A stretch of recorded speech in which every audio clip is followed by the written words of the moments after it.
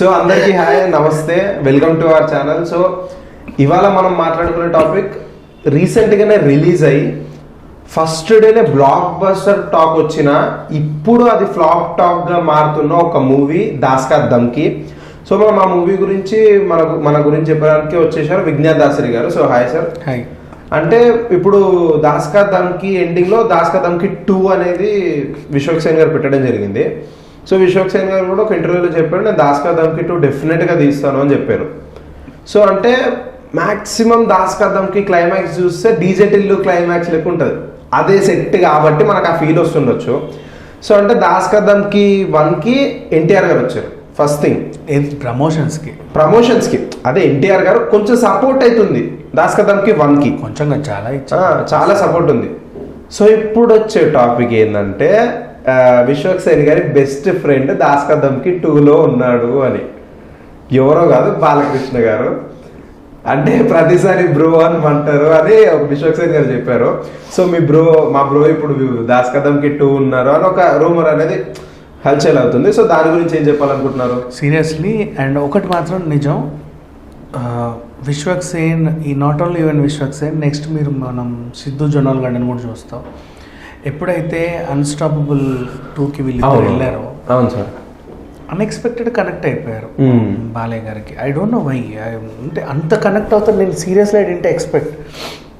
తర్వాత వీళ్ళు శర్వానంద్ గారు అడవిశేషు అంత కనెక్ట్ కాలేదు, అంటే కనెక్ట్ కాలేదు ఇన్ సెన్స్ అంటే ఇక వీళ్ళకంటే వాళ్ళు ఇంకొంచెం నెక్స్ట్ మెచ్యూర్డ్ కదా, అంటే ముందు వాళ్ళు తర్వాత వీళ్ళలాగా వాళ్ళ కేటగిరీ వేర్లే, వాళ్ళది రామ్ చరణ్ తేజ, నాగ చైతన్య టైప్స్ అది. అండ్ వీళ్ళు మరీ ఎట్లా చెప్పాలంటే ఉప్పెన హీరోకి ఎక్కువ, రామ్ చరణ్ ఎన్టీఆర్ వాళ్ళకి తక్కువ, middle stage Vijay Deverakonda type ఆ టైప్.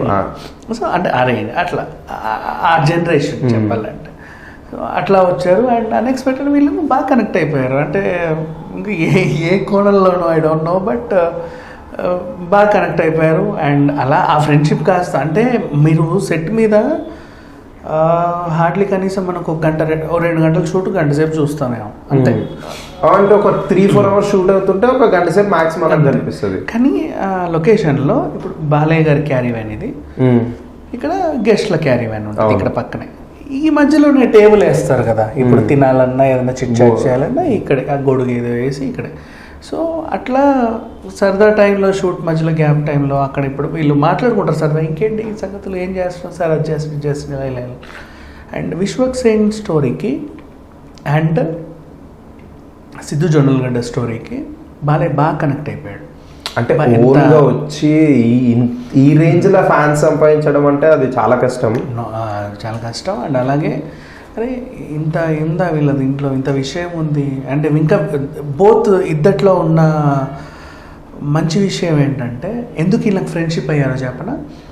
ఈయన ఇన్నేళ్ళుగా సినిమా ఇండస్ట్రీలో ఉన్న మనిషే కదా, చాలామంది డైరెక్టర్స్ని వీళ్ళని చూశారు.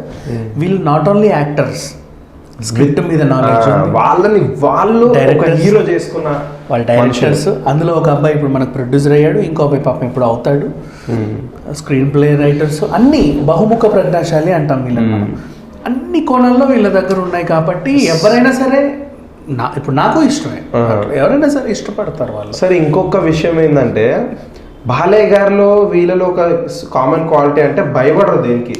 ఇప్పుడు విశ్వక్ సేన్ గారు కానీ సిద్ధు జొన్నలగడ్డ కానీ డేర్గా మాట్లాడతారు. అంటే స్టేజ్ పైన మనం చూస్తాము ఏదన్నా వాళ్ళపైన ట్రోల్స్ వచ్చినా దాన్ని వ్యతిరేకించడం కానీ.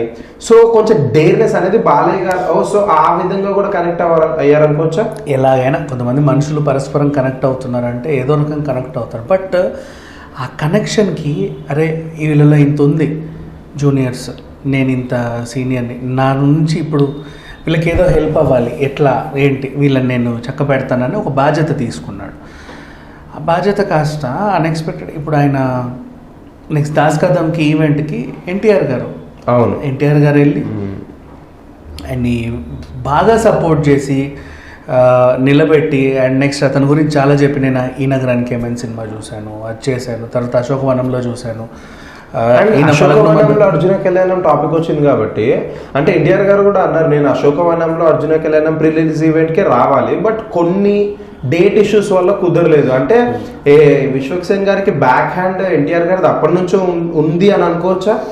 ఉండొచ్చు, అదే చెప్తున్నా, అప్పటి నుంచి కూడా ఉంటుంది. అండ్ అలాగే అశోక్ వనంలో చూశాను. ఇవన్నీ చూసిన తర్వాత ఫలక్నుమా దాస్ కూడా చూసిన తర్వాత ఇతని మీద నాకు ఒక అభిప్రాయం కలిగింది. And very good actor sir, ఇతని గురించి ఆయన బాగా చెప్పుకొచ్చాడు. ఈవెన్ విశ్వక్ కూడా నాకు అన్న సపోర్ట్ ఇచ్చాడు, చాలా హ్యాపీగా. ఇక్కడ వాళ్ళు ఆస్కార్ వేడుకలో ఉన్నప్పుడు చాలా ఎమోషనల్ కూడా చెప్పి వీళ్ళ కోసం ప్రత్యేకంగా వచ్చేసాడు ఆ సెలబ్రేషన్స్ ఆపేసి. So they are happy. And next ఇప్పుడు అంతా ఎన్టీఆర్ గారు ప్రమోషన్ చేసిన సినిమా నిజంగా బాగున్నప్పటికీ ఒక వర్గం ఎందుకో కావాలని నెగిటివ్ టాక్ అనేది ముందు నుంచి. ఇప్పుడు ఆయన కూడా ఫంక్షన్లో చెప్పాడు, నన్ను కావాలని తొక్కేస్తున్నారు వాళ్ళు వీళ్ళు వాళ్ళు. అంటే నవ్వుదామని నేను కింద పడితే చూసి నవ్వడానికి చాలా మంది ఉన్నారు, అందుకని దేవుడు నాకు ఒక అన్నను పంపించిండు అని చెప్పారు.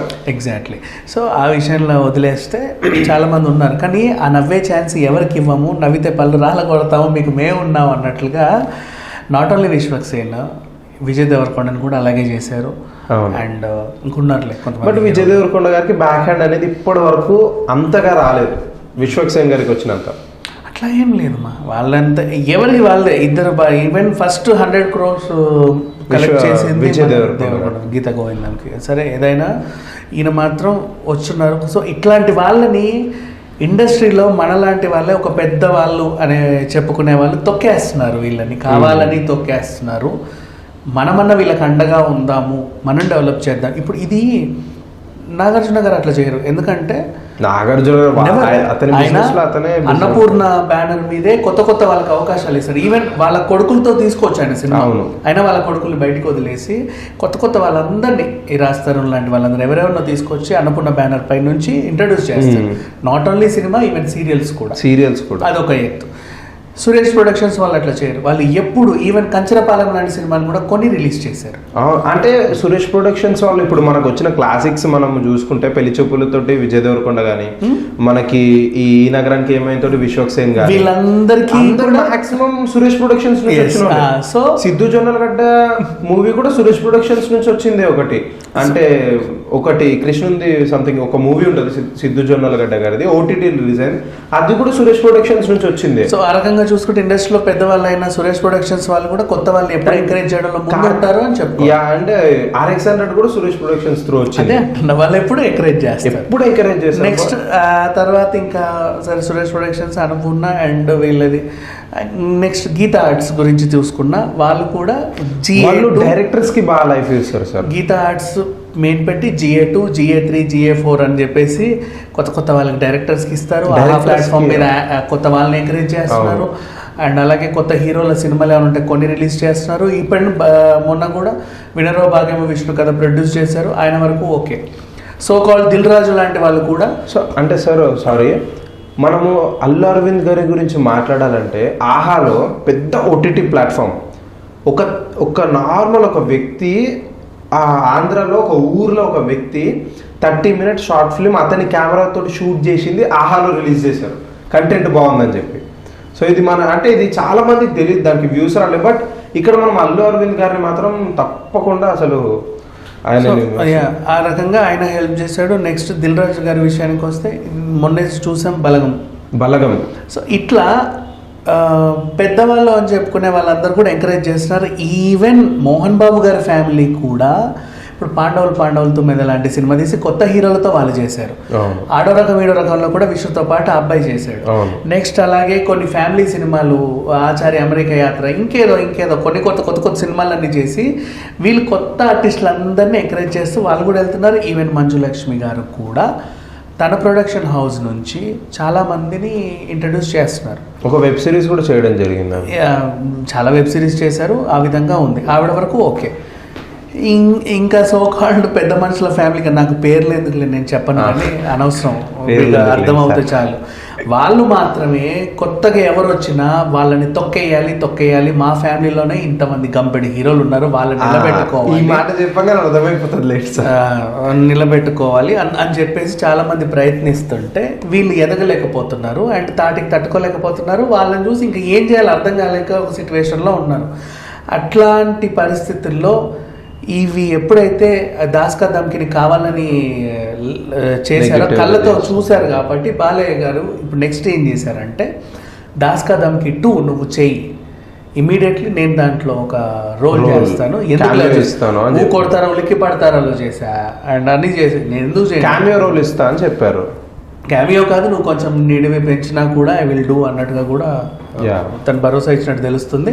సో విశ్వక్సేన్కి లాంటి వాళ్ళకి అండ్ సిద్ధు జొన్నలడ్డగడ్డ లాంటి వాళ్ళకి నందమూరి వాళ్ళ ఫ్యామిలీ అండ ఉంది. అండ్ ఈవెన్ మిగతా కూడా ఈవెన్ విజయ్ దేవరకొండ కానివ్వండి, మిగతా హీరోలు కొంతమంది ఉన్నారు, వీళ్ళు ఎవరైనా సరే సత్యదేవ్ లాంటి వాళ్ళు కానివ్వండి, నవీన్ చంద్ర సత్యదేవ్ అసలు ఈజ్ అన్ ఆసమ్ ఆర్టిస్ట్.